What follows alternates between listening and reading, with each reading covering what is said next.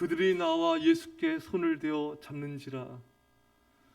가룟 유다와 무리들은 검과 몽둥이를 가지고 와서 예수님을 잡으려 했고, 그들은 결국 가룟 유다의 거짓된 입맞춤의 사인으로 예수가 누군지를 알고 예수님을 붙잡게 되었습니다. 예수님을 완전 죄수 취급하였습니다. 예수님은 죄가 없음에도 불구하고 우리를 위하여 기꺼이 죄수 취급을 받으신 것입니다.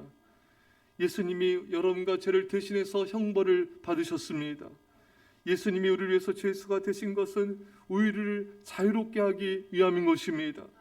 예수님이 나를 위해 죄인으로 취급받으신 것은 나에게 영원한 자유를 주기 위함인 것입니다.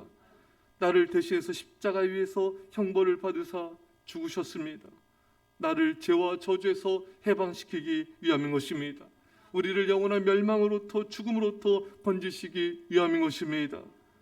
로마서 8장 1절 이하에 그러므로 이제 그리스도 예수 안에 있는 자에겐 결코 정죄함이 없나니 이는 그리스도 예수 안에 있는 생명의 성령의 법이 죄와 사망의 법에서 너를 해방하였음이라.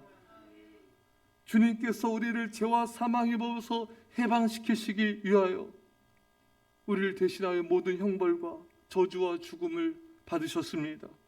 따라서 여러분과 저에겐 결코 정죄함이 없습니다. 결코 멸망함이 없습니다. 우리에겐 지옥의 심판도 없습니다.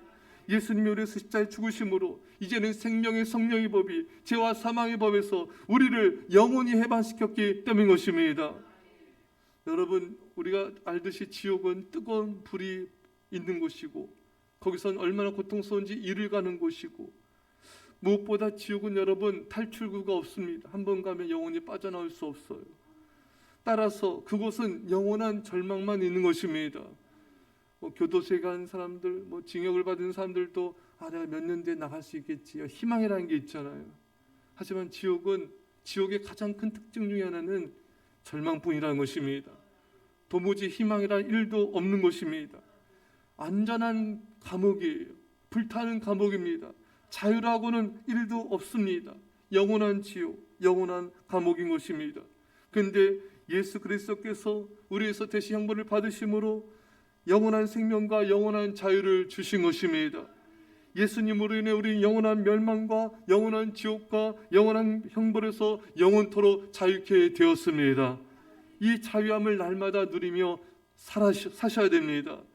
죄와 저주와 심판에서 자유케 된 이 자유함의 기쁨을 우리는 날마다 매 순간 누리며 살아야 되는 것입니다.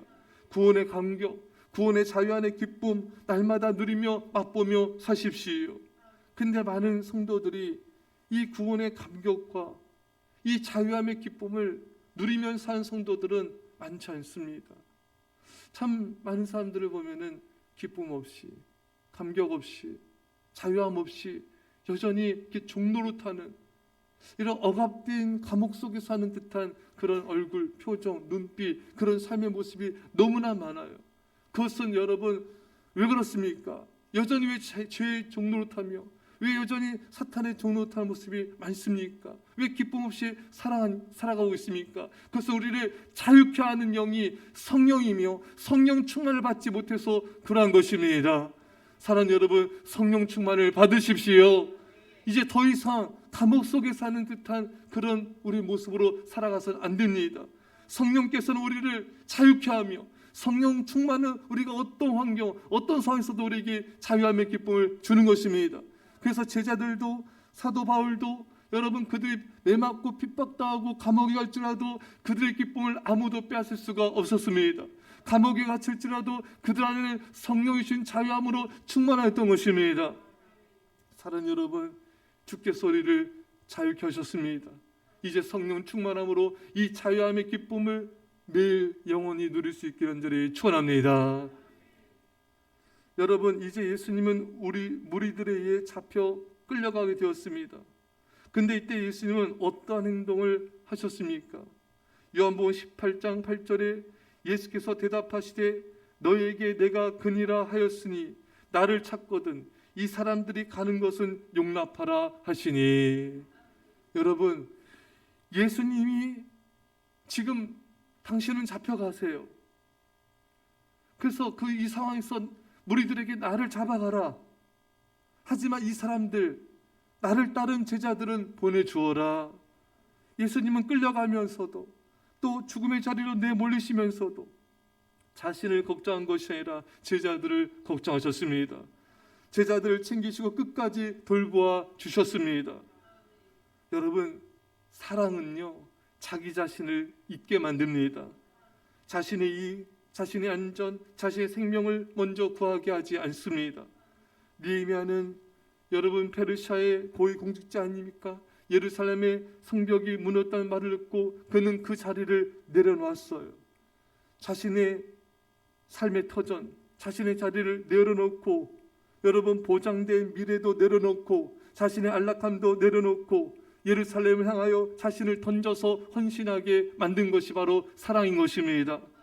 사랑은 자신을 완전히 철저히 잊게 만듭니다. 사랑은 자신의 유익을 쫓지 않게 만듭니다. 사랑하는 대상을 위해, 사랑하는 교회를 위해, 사랑하는 나라 민족을 위해 자신을 던지게 만드는 것입니다. 그래서 먼저 그의 나라 의를 구하는 것이 어렵지 않아요. 오히려 하나님의 나라 의를 구하지 않는 것이 어려운 것입니다. 여러분, 왜 많은 사람들이 먼저 그의 나라 의를 구하지 못할까요? 왜 먼저 하나님의 뜻을 구하지 못할까요? 왜 먼저 하나님과 교회에서 충성하지 못할까요? 그것은 자신에게 집중해서 그렇습니다. 자신을 더 사랑해서 그렇습니다. 자신의 유익을 먼저 구하기 때문인 것입니다. 그래서 하나님과 교회를 제대로 못 섬기고 복음을 위해서 살지 못하고 자신을 염려하며 자신의 뜻과 자신의 삶을 먼저 구하면서 살아가고 있는 것입니다. 모세는 범죄 이스라엘 백성도 하나님께서 멸절하신다고 심판하신다 말씀하셨을 때 내 이름을 생명책에 지울지라도 저들을 용서하여 주옵소서. 자신의 생명을 내던집니다. 사랑하면 자신의 생명도 내던지고 내 생명보다 주님을 더 사랑하며 내 생명보다 교회를 더 사랑하며 내 생명보다 성도들을 내 생명보다 잃어버린 영혼들을 더 사랑하게 되는 것입니다.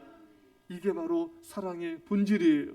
자신을 잊어버리고 자신의 모든 것을 바쳐 헌신하며 영혼들을 구하는 것이 바로 사랑인 것입니다. 우리나라가 존경하는 도산 안창호 선생, 이분은 1902년 9월 3일 이혜련 여사와 이제 결혼을 했어요. 근데 이제 1938년 3월 10일 서거하기까지 36년 이 부부가 함께한 결혼 기간, 함께한 생활은 10여 년에 불과합니다. 그러니까 나라를 위해, 동포를 위해 싸우기 위해서 정말 이것저것을 이제 돌아다니며 독립운동하였기 때문에 참 아내는 참 많이 외로웠습니다. 그래서 어떤 별명이 붙여졌냐면은 우는 새댁이다. 많이 울었던 거예요. 독립투사의 아내의 삶이 얼마나 어려운가를 말해주는 대목인 것입니다. 후일 도산 안창호 선생의 아내는 이렇게 고백합니다. 자신의 신혼생활에 대해서, 미국에서 신혼생활에 대해서. 그분은 첫째가 조국이었습니다. 독립운동가의 아내는 아내이자 자식들의 어미이자 독립투쟁의 동지이자 버팀목이 되었던 것이 바로 그 아내의 삶이었던 것입니다.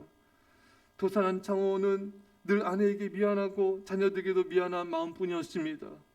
그래서 미안한 감정을 담아 아내에게 편지를 보낸 안창호 의사의 편지의 내용은 다음과 같습니다. 나의 사랑 혜련, 우리가 서로 작별한 지가 달이 지나서 이제는 해가 지났소이다. 나는 바쁜 것만 생각하여 도무지 편지하지 아니하므로 큰 빛을 진 듯이 괴로웠소이다. 근데 해가 지나고 보니 더욱 미안하여 큰 죄를 진 듯이 고통이 되옵니다. 나를 충성으로 사랑하고 나를 깊이 생각하는 당신의 뜻을 이루는 못하고 도리어 괴롭기만 함을 생각하니 스스로 무정함을 책망하나이다. 당신은 너그러이 생각하여 용서하소서. 지금의 몸은 어떠하며 아이들은 어떠하옵나이까? 지난 겨울에 과일 춥지 아니했나이까? 내가 비록 편지는 하지 아니했으나 날로 당신을 생각하고 아이들 보고 싶은 마음을 그치지 아니합니다. 로스앤젤레스의 모든 것이 다 눈에 어린아이다. 식구들의 사진이라도 보내 주시오. 당신은 평소에 나를 멀리 보내 정신상 고생을 받았을는지 바쁜 가운데 되는 대로 써서 보내오니 편지를 자주 주고 사진을 보내어 주소서. 이 도산창 의사라고 해서 어찌 가족과 함께하고 싶지 않겠으며 자녀들을 보고 싶지 않겠습니까? 집을 나서는 그의 발걸음이 어찌 무겁지 않겠습니까?